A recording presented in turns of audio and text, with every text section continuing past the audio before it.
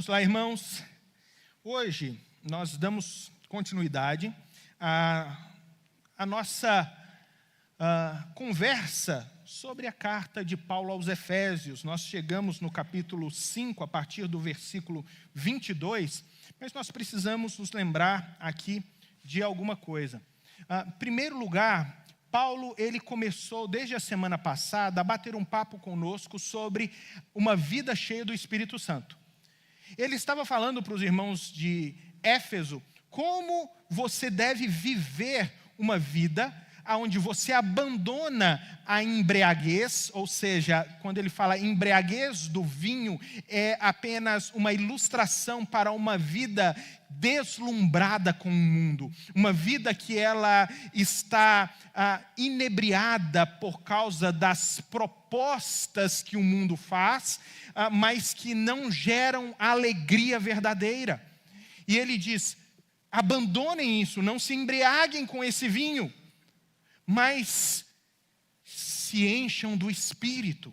E quando ele começa a ensinar aqueles irmãos sobre uma vida cheia do Espírito, você pode perguntar para ele, Paulo, na prática, o que você quer dizer com isso? O que você quer dizer com viver uma vida cheia do Espírito? E ele vai falar, calma, eu vou explicar agora para você. Aí ele vai falar sobre o primeiro ponto de uma vida cheia do Espírito. E ele falou sobre esse ponto na semana passada. Ele nos ensinou como uma vida cheia do Espírito acontece quando nós valorizamos a realidade da comunidade cristã. Como cantar louvores, como cuidar uns dos outros, como pastorear o coração uns dos outros, como nos deter em viver uma espiritualidade comunitária, é o princípio de uma vida cheia do Espírito Santo. Mas ele continua dizendo, olha, não para por aí, tem mais alguma coisa. E agora ele continua a mostrar como dentro dessa igreja existem classes, existem realidades muito particulares e próprias que o Espírito Santo precisa alcançar e ele precisa modelar segundo a vontade de Deus. A primeira realidade, então, dentro da igreja que o Espírito Santo vai alcançar, vai encher, vai transformar e modelar segundo a vontade de Deus, é o casamento. O casamento é o núcleo da família, o casamento é o núcleo aonde o ser humano, ele se desenvolve. É no núcleo familiar que nós temos a geração do ser humano no seu ser social, no seu desenvolvimento como ser social. Então, quando nós olhamos para a sociedade e nós conseguimos identificar muitas dificuldades e uma sociedade um pouco esquizofrênica, porque são tantas crises, tantas dificuldades, tantos choques a respeito da verdade, a respeito de comportamentos, a respeito de violências, a respeito de como se desenvolvem os relacionamentos, a respeito de como se fazer economia. São tantas realidades que se chocam e estão em conflito o tempo inteiro umas com as outras, que nós nos perguntamos como toda essa crise está acontecendo, da onde está surgindo toda essa problemática. Bom, a primeira coisa que nós precisamos entender é que tudo isso, ele surge por causa do pecado. Mas também nós temos o fracasso dessa instituição familiar no seu processo de formação do ser humano. Quando o casamento, o matrimônio fracassa na sua construção de exemplificar para a sociedade o que é de fato um bom relacionamento, o que de fato é uma relação onde um se compromete com o bem-estar do outro e depois os dois se comprometem com o bem-estar do filho e depois o filho se compromete com o bem-estar dos pais e abandona essa visão egoísta de mundo. Quando a família fracassa nisso, então a sociedade começa a sofrer. Por isso nós precisamos falar essa noite sobre algo que todos os casais buscam: um casamento feliz, um casamento cheio de alegria. Esse é o tema da mensagem de hoje. E eu sei que todos os casais buscam, e com certeza em algum momento você já sentiu frustração na sua relação.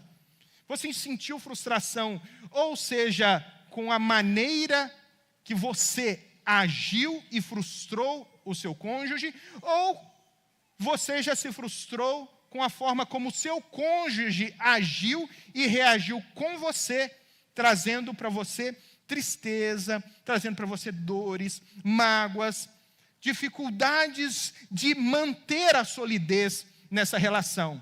Alguns conseguem superar, outros começam a pedalar e eles começam a correr, mas parece que patinam no mesmo lugar e estão sempre passando pelas mesmas crises, as mesmas dores, as mesmas dificuldades e não conseguem experimentar um casamento cheio de alegria.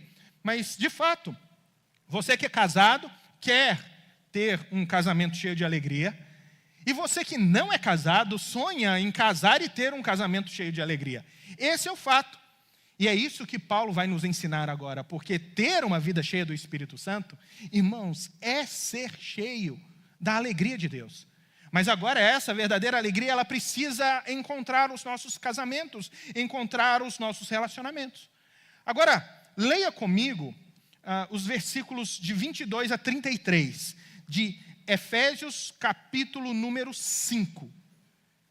Efésios capítulo de número 5, os versículos 22 a 33.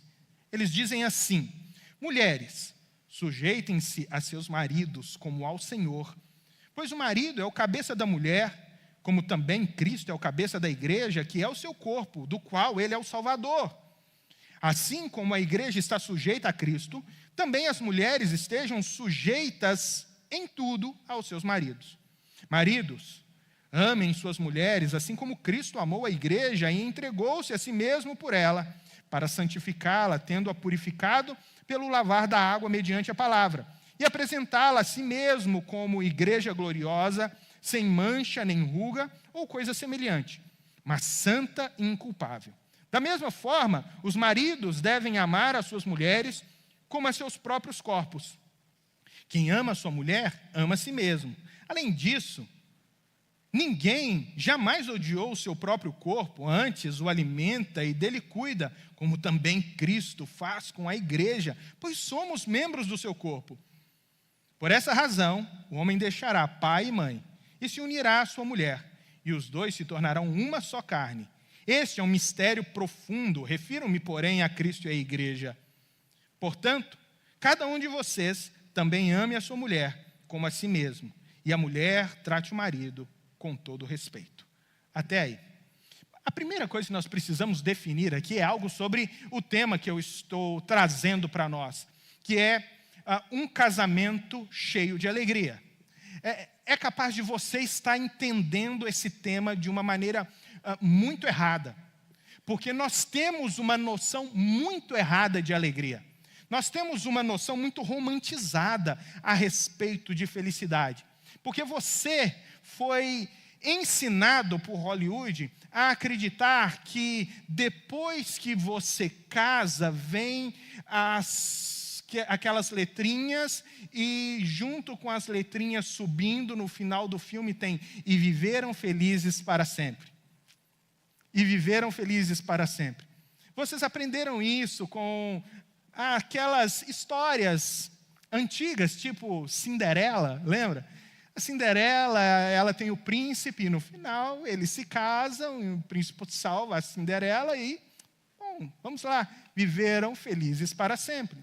Você tem a Rapunzel, né, que é salva pelo príncipe encantado e vira alguém com quem ele se casa, sua esposa, e eles viveram felizes para sempre. Nós temos vários exemplos dessas muitas histórias, ou histórias que foram nos ensinadas durante a vida, e nós aprendemos que no final existe a velha frase: felizes para sempre. Mas vocês já pensaram na continuidade dessas histórias? Como é que seria a continuidade dessas histórias? E se a Rapunzel, depois de ter jogado as suas tranças, se eu trocar o nome aí das figuras, vocês me corrigem, tá? Que eu não lembro muito bem. Mas a Rapunzel, depois de ter jogado as suas tranças, e aquela cabeleira longa, linda, que encantou o príncipe, e fez o príncipe amá-la, e de repente ela vai ganhando mais idade, e como todas as mulheres, o que ela quer? Se livrar daquele cabelo que é cheio de, dificuldade de manter no dia a dia, fala a verdade. E ela vai lá e mete a tesoura e de repente chega o príncipe encantado em casa e vê a Rapunzel com o cabelo cortado, e ela nem falou nada. Já imaginaram a crise que foi? Não foi bem assim, felizes para sempre, não é verdade? E a Cinderela? A Cinderela é do sapatinho, é isso? É? Sim ou não? É, né? A Cinderela é do sapatinho. Você imagina a Cinderela, né, depois que ela calçou o sapatinho, e ela era aquela moça esbelta, linda, que o príncipe se apaixonou por ela, dançando. Era uma coisa maravilhosa, né? Tudo que eles viveram naquela noite encantadora. Mas aí eles se casam. Passam os anos. E ele ganha barriga. E ela ganha celulite. Já não é mais aquele príncipe tão encantado, e ela não é tão Cinderela quanto ela era antigamente, não é verdade? Acontece. E as crises começam. A vida é assim. Os príncipes, eles, às vezes, acabam fazendo um investimento errado, se enchem de dívidas e perdem o reino. E a crise do reino, ou da perda do reino, chega em casa, porque mexe na economia, chega o problema em casa, dá problema de relacionamento. Por quê? Porque as finanças familiares mexem com as nossas relações. É sempre assim. Quando nós olhamos felizes para sempre, nós precisamos sempre dar um passo a mais a respeito do que pode ter acontecido depois que as letrinhas no fim do filme subiram. Por isso que eu já falei isso aqui, eu gosto do Shrek. Eu acho que o Shrek é top, gente. Eu gosto do Shrek por quê? Porque ele mostra pra gente que em toda princesa tem uma ogra. Em todo ogro tem um príncipe. Não é verdade? É assim, né? Basta depois que você casa, você começa a conviver com a pessoa, aí aquela mulher maravilhosa com quem você casou, deita do seu lado, dorme depois de ter comido, sei lá, chucrute. Ai, e você pensa, né? Quando ela acorda, ela fala, amor? Você fala, oi, amor.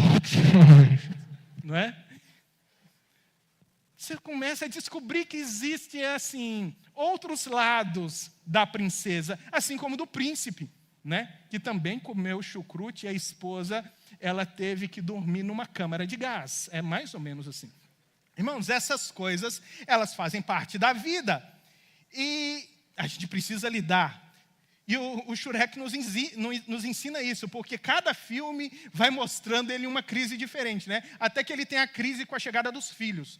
Aí nasce os filhos, ele precisa se dedicar tanto aos filhos que ele começa a pensar como seria a vida sem os filhos. Ai, quem nunca pensou? Não é? E se ele passasse um final de semana na casa do vô e da avó? O Vale Night, não é? Pensa. Mas depois ele descobre que a vida sem os filhos era a maior tristeza. E que é justamente no meio da crise, da complexidade, no meio daquela ogrice toda dele, que ele encontrou a verdadeira felicidade, a verdadeira alegria. E eu quero trazer essa verdade para você, a verdade do Shrek.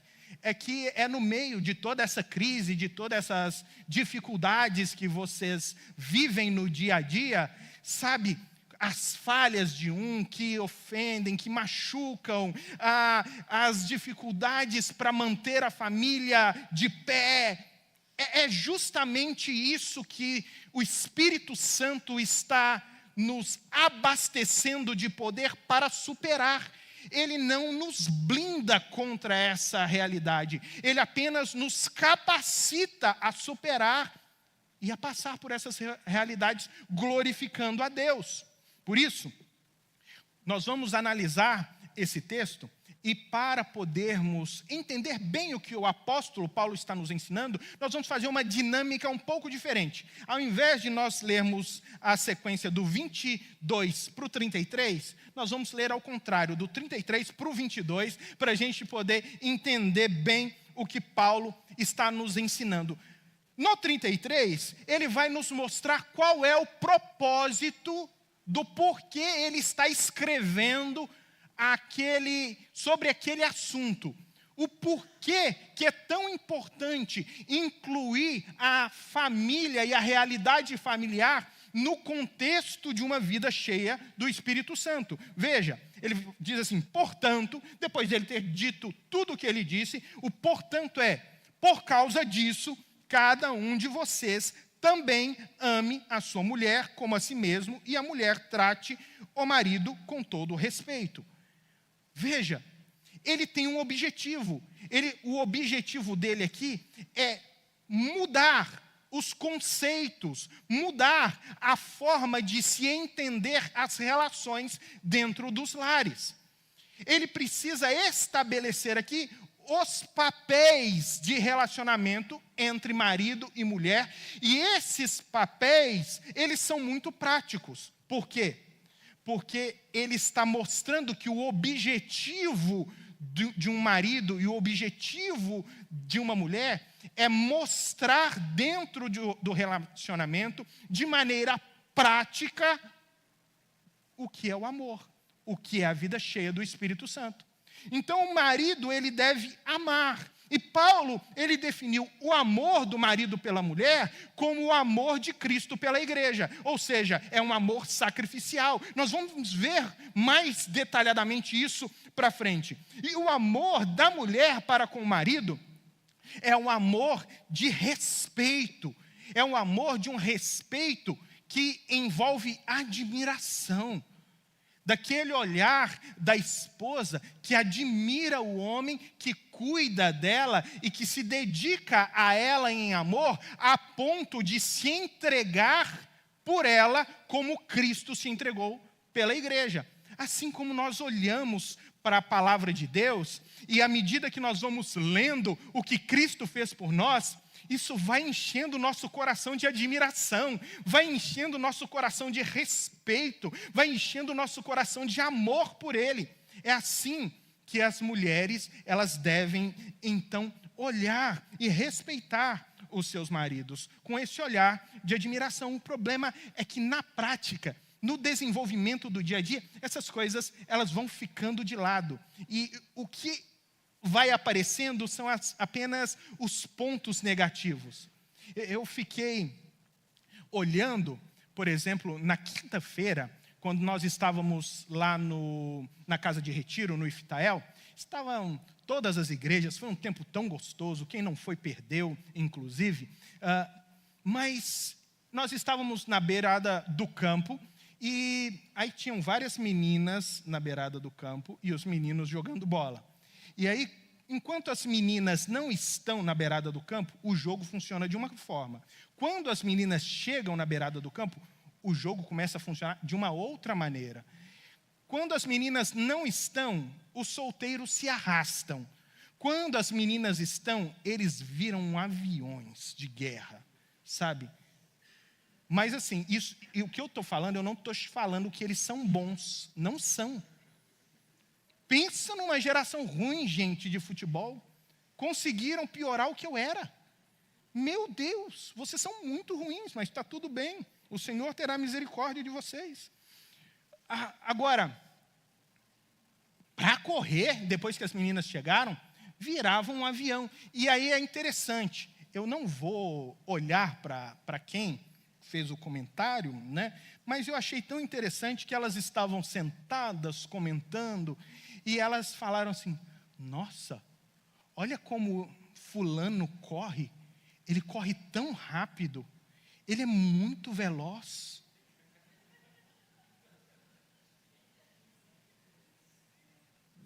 Interessante, comentário interessante, né? Eu estava ouvindo, vocês pensam que não, mas eu estava. Gente, é aquela admiração, por mais que sejam ruins, né? Eu não sei, ela conseguiu tirar de tudo aquilo que estava acontecendo no campo, algo de bom daquele indivíduo, né? Que eu não conseguia tirar nada de bom do jogo daquele indivíduo, porque era ruim mesmo, mas ela olhou, ele corre tanto, mas correr, ele corria mesmo, de uns pernão longo assim, e corria bastante. Mas é esse tipo de admiração que as mulheres, elas desenvolvem e precisam conservar no coração pelos maridos. Mas esse é o propósito de Paulo, mostrar que existe um tipo de relacionamento nosso, ou entre nós, que precisa refletir, precisa representar a relação da igreja com Cristo. Nós precisamos espelhar isso no mundo. Nós precisamos espelhar isso nas nossas relações. Esse é o fundamento, esse é o propósito do que Paulo está querendo nos ensinar. E para isso, ele vai dizer, olha, se vocês querem espelhar esse tipo de relacionamento no mundo, vocês precisam viver de uma maneira prática o casamento, de forma que Deus, por meio do Espírito Santo, seja visto na vida de vocês. Então ele diz, existe um ideal, existe um modelo, existe um relacionamento que é padrão, um modelo para vocês olharem e entenderem como é que vocês deveriam ser. Como homem e mulher, como casados. Aí ele vai dizer assim no versículo 31 e 32, por essa razão, o homem deixará pai e mãe e se unirá à sua mulher, e os dois se tornarão uma só carne. Este é um mistério profundo, refiro-me, porém, a Cristo e à igreja. Veja para onde Paulo vai. Aqui Paulo está voltando lá para o Antigo Testamento, lá para Gênesis, lá para a criação do homem e da mulher. O momento em que ele criou Adão e Eva. E ele está dizendo, é esse modelo que vocês precisam olhar. Mas é um modelo antes da queda. É um modelo pré-queda. Qual é o nosso problema hoje? É que as revistas de fofoca, as séries de, Netflix, e todas essas coisas que envolvem internet, informações, elas estão cheias de propostas, de modelos de relacionamento. Como você deve viver a vida para alcançar a felicidade. E existe um monte de modelo diferente, e existe um monte de fórmulas para você fazer 10 passos para alcançar a felicidade. Isso virou até prática nas igrejas, né? Tem muitas pregações, 10 práticas para se alcançar a felicidade no casamento, como se houvesse de fato uma bula para que todo mundo colocasse em prática e isso acontecesse num passe de mágica. Mas não é assim. Nós precisamos entender que os modelos do mundo, todos eles estão falidos. Por quê? Porque nós olhamos para esses modelos e eles já são modelos que estão afetados pela queda no pecado. Eles estão afetados pelo pecado. Eles estão cheios de egoísmo, egocentrismo, estão cheios de inveja, estão cheios de uma sexualidade deturpada, estão cheios de um conceito de família que está fundamentada no dinheiro, no mamon. Mas nós vamos comprando isso e vamos achando que esses modelos do mundo são os modelos ideais. Mas Deus está nos mostrando uma outra coisa. É como se Deus falasse para nós o seguinte, olha, existe um carro que ele saiu da concessionária e ele pegou a autoestrada, colocou 200 por hora, mas tinha óleo na pista, ele rodou, ele bateu no guarda-reio, ele capotou, ele foi capotando e pulou o guarda-reio, e ele caiu precipício abaixo, e ele desceu a mais de 100 metros, rodando precipício abaixo, chegando lá embaixo, depois de ter se despedaçado todo, ele ainda pegou fogo. E você está querendo olhar para esse carro despedaçado e falar assim, bom, eu vou construir o meu carro igual a ele. Eu quero que meu carro seja igual a esse carro despedaçado. É isso que aconteceu com os casamentos depois da queda. É isso que aconteceu com os relacionamentos depois da queda.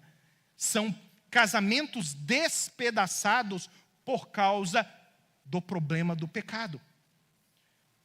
Paulo não faz isso. Ele não começa a pegar o exemplo do José, do fulano, ou sei lá, de um casamento que está na moda. Não sei. Ele olha para Adão e Eva e ele fala assim, vamos olhar o carro antes dele sair da concessionária. Esse carro, antes dele sair da concessionária, antes dele sofrer o acidente, antes dele passar por toda a crise, esse é o modelo ideal. É esse o tipo de carro que vocês precisam querer ter. É esse o tipo de relacionamento que vocês precisam querer ter. Porque ele está novo. Ele acabou de sair da concessionária. Ele está perfeito. É isso que ele faz quando ele nos mostra Adão e Eva como modelo. Você vai se lembrar que Deus cria Adão no final do dia e ele se encontrava com Adão e ele tinha um relacionamento aberto com Adão. Ele trazia os animais para que Adão pudesse dar nomes a eles, lembra? Aí ele deu o nome do leão, deu o nome da zebra, e a Bíblia diz que todos os animais que Adão deu nome, assim foi. Deus não discutiu o nome com Adão, só falou, é isso, Adão, esse tem cara de, sei lá, chimpanzé? Tem cara de dodô? Esse aí, sei lá, tem cara de ornitorrinco? E era um relacionamento aberto que Deus tinha com Adão. Mas era interessante que Adão olhava e via que o ornitorrinco tinha ornitorrinca. Né? O bem-te-vi tinha bem-te-via, não sei se é isso. Né? O pato tinha pata, o cavalo tinha égua. E ele olhava para o lado e falava assim, bom, eu não tenho ninguém. Foi a maneira de Deus mostrar para Adão que ele precisava de alguém. Ei, Adão, se liga. É muito bom nós dois, está muito legal. Mas você está percebendo que você precisa de alguém? E Deus disse, não é bom que o homem esteja só. Far-lhe-ei uma auxiliadora idônea. E aí Deus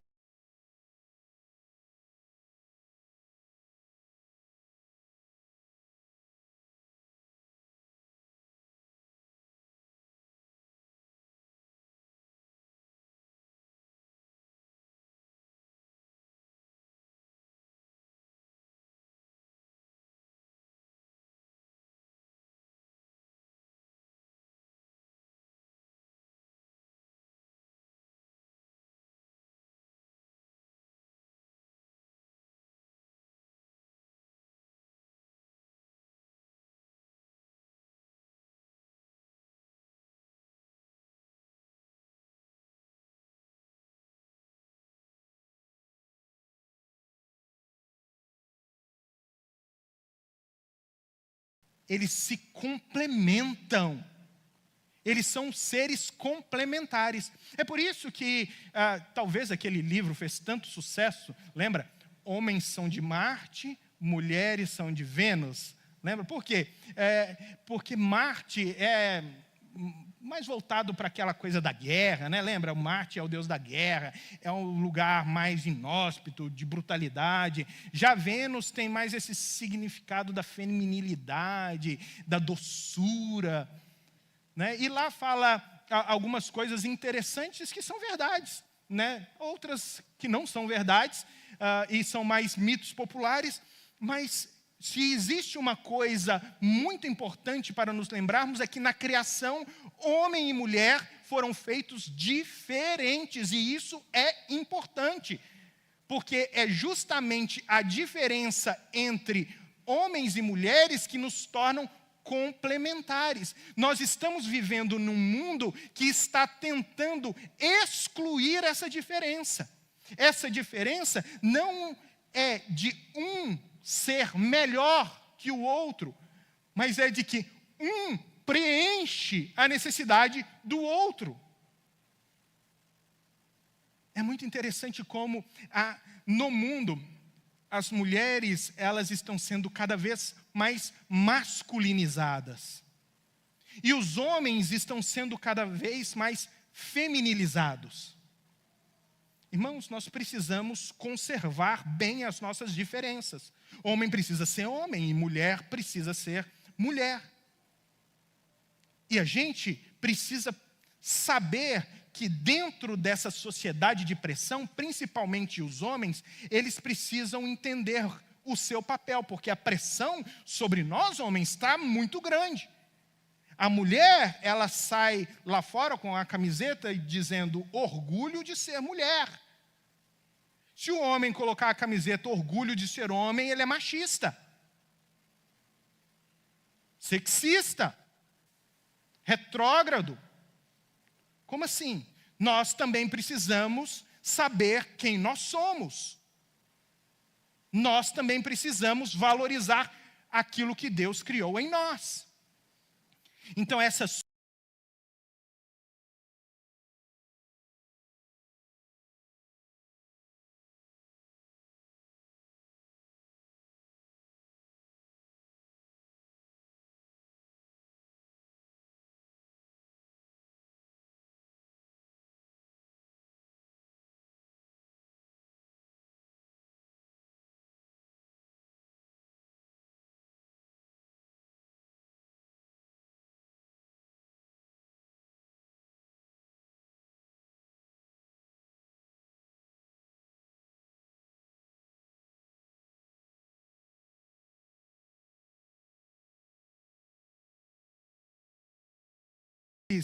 pastores que estavam ali, para que ele se levantasse e orasse. Um desses bicho grilo do Nordeste, né, sutil, né? Ele se levantou, ele falou assim: você pode orar, por favor? Ele falou: posso, pastor.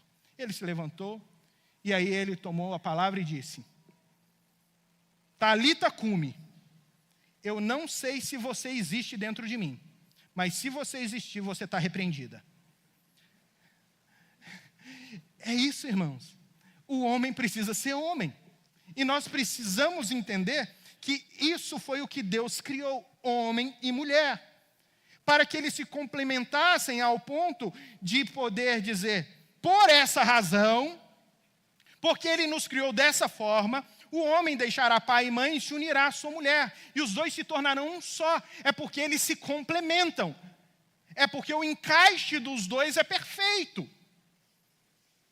E é por causa disso que eles podem viver juntos e conviver juntos. E quando Deus cria Eva, a primeira palavra do homem registrada nesse mundo, as primeiras palavras do homem registradas nesse mundo, é um poema de amor para a mulher. Você é osso dos meus ossos, carne da minha carne, será chamada mulher. Você sou eu, você é uma parte de mim, você me pertence, você sou eu me enxergo em você, eu te amo como eu me amo. Esse é um princípio do reino de Deus. É isso que Adão estava falando para a mulher. E quando ele sai dali, ele se torna um só com Eva. E eu sei que tem aqui tem a questão sexual. Porque esse complementarismo tem a ver com sexualidade. Porque é justamente o fato de que gêneros diferentes, homem e mulher, eles se unem, é que humanidade pode acontecer. Humanidade não acontece quando o gênero se junta com uma pessoa do mesmo gênero para coexistir e coabitar. Só existe multiplicação e só existe vida de verdade quando homem se junta com mulher. Por isso que o casamento, ele é heterossexual. Ele é heterossexual. E quando esses dois se unem como uma só carne, não estamos falando apenas de sexo, mas nós estamos falando de propósito, nós estamos falando de sentido de vida, nós estamos falando de construção de humanidade, nós estamos falando de ser família. Eles se tornam um só.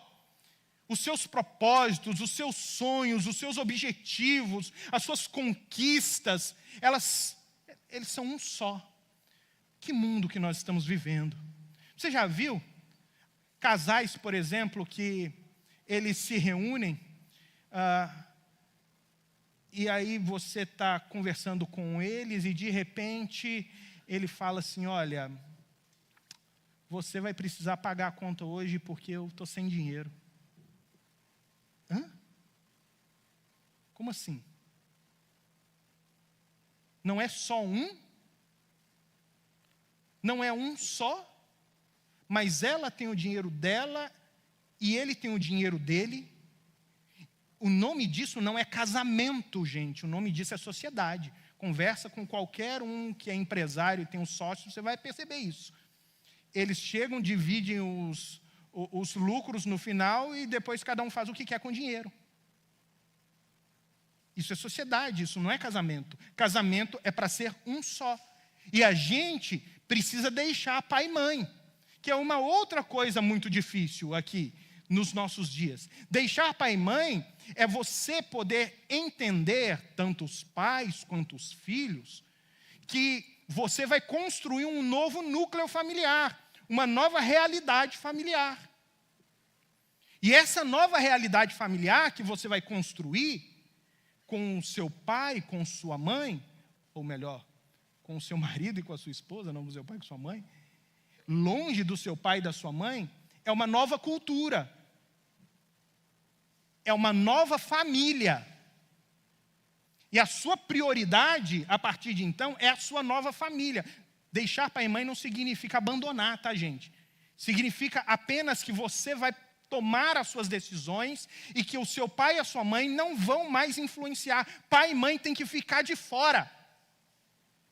Não tem que meter o bedelho na vida dos filhos. Não tem que ir lá poder colocar o seu pensamento, a sua vontade, o seu entendimento a respeito de como deve funcionar a vida do filho, o casamento do filho, as contas do filho e da filha. Não tem. Tem que deixar. E os filhos também têm que deixar pai e mãe, porque a maior parte dos filhos, eles querem ter independência nas tomadas de decisão, mas eles querem ser eternos dependentes emocionais, financeiros e logísticos. Ou seja, eles são emocionalmente carentes, porque tudo que acontece eles correm para a mamãe e para papai para contar, ao invés de compartilharem entre si. Financeiramente, porque estão sempre recorrendo a pai e mãe para poder ter dinheiro, porque não conseguem gerir as próprias contas. E em terceiro lugar, logisticamente, por quê? Porque quando dá o quiprocó em casa, depois deles terem tido filho, quem tem que criar os filhos são os avós. Para que eles possam fazer a correria deles do dia a dia, para que eles possam administrar a logística do dia a dia deles. Tem que deixar. Eu sei que acontecem situações que às vezes é necessário voltar para a casa do pai, é necessário pedir uma ajuda, mas essas coisas elas precisam ser muito bem administradas com maturidade e precisam ser temporárias, porque você precisa ter objetivos de deixar. Porque isso reflete a nossa relação com Cristo e com a igreja. A nossa dependência total é de Cristo. E o amor de Cristo é pela igreja. É a nossa relação com Ele que é demonstrada nos nossos relacionamentos. Por isso ele vai falar que esse é um mistério profundo. E dentro disso, nós temos aqui Paulo tocando em assuntos muito importantes. Ele vai falar: maridos, amem as suas esposas, como Cristo amou a igreja. Esse é o padrão, esse é o princípio, esse é o modelo, como Cristo amou a igreja. E ele vai dizer: esposas, respeitem os seus maridos, ou seja, sujeitem-se. O respeito lá embaixo tem a ver com você dar a ele a honra de ser o líder da casa. Dar a ele a honra de ser a liderança do lar, de exercer o papel de homem. Dê a ele esse papel, esse direito. Não vivam divididos. Eu já vi pessoas que fazem, homens e mulheres que fazem planos para si totalmente independentes do marido ou da esposa, sem levar em consideração os sonhos do outro, os desejos do outro, a vida do outro, o que o outro espera, não compartilha. E assim, quando o marido faz isso, ele não ama a esposa, ou quando a esposa faz isso, ela não respeita o marido. E esse lar não está fundamentado no amor verdadeiro. Mas nós fomos chamados, irmãos, para refletir a Cristo. Por isso o padrão é sempre o mesmo: o Evangelho. Apliquem o Evangelho na vida familiar, no casamento de vocês. Apliquem o Evangelho. Porque é daí que vai vir a alegria de vocês. Não vai ser a ausência de problemas, mas vai ser a capacidade de vocês aplicarem o Evangelho em cada situação, em cada dificuldade, para superá-los, superar as crises juntos, superar as crises unidos, superar as crises como um só, na presença de Deus, para a glória dEle. E por que vocês podem fazer isso? Porque o marido é gente boa ou porque a esposa é fácil de se lidar? Não. Se você não percebeu, no texto aí tem um pressuposto oculto.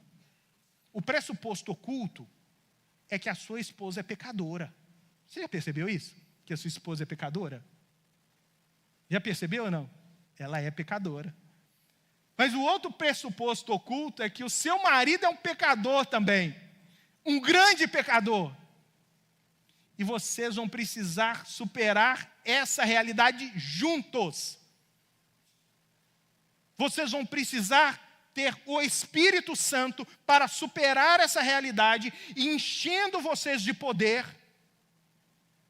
para poder fazer com que nós, como famílias, como casais, possamos expressar Jesus no nosso casamento. Eu acabo com uma boa notícia. Acabo com uma boa notícia para você que ama Jesus. Acabo com uma boa notícia para você que creu em Cristo, que sabe que Jesus de fato morreu, ressuscitou.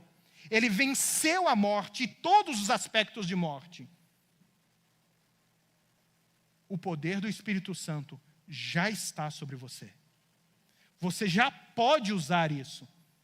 A sua relação com o seu marido, com a sua esposa, já pode ser diferente. Você só precisa fazer uso do Evangelho. Só precisa aplicar o Evangelho no casamento de vocês. E aí sim, eu tenho certeza que você vai construir um casamento cheio de alegria. Não felizes para sempre, mas cheio de alegria até o fim. Amém?